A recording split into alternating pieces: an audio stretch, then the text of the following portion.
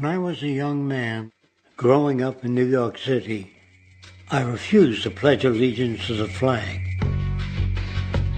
Of course, I was sent to the principal's office, and he asked me, "Why don't you want to pledge allegiance? Everybody does." I said, "Everybody once believed the earth was flat, but that doesn't make it so." I explained that America owed everything it has to other cultures and other nations, and that I would rather pledge allegiance to the earth and everyone on it. Needless to say, it wasn't long before I left school entirely, and I set up a lab in my bedroom. There I began to learn about science and nature.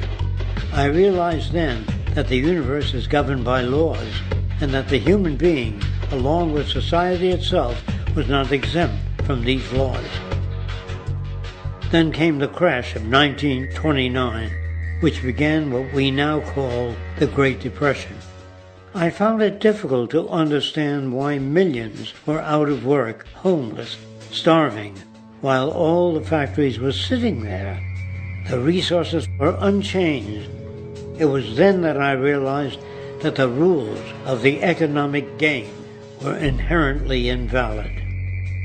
Shortly after came World War II, where various nations took turns systematically destroying each other.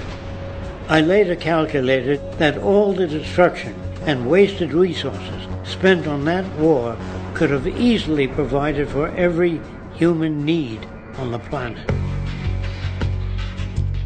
Since that time, I have watched humanity set the stage for its own extinction. I have watched as the precious finite resources are perpetually wasted and destroyed in the name of profit and free markets. I have watched the social values of society be reduced into a base artificiality of materialism and mindless consumption.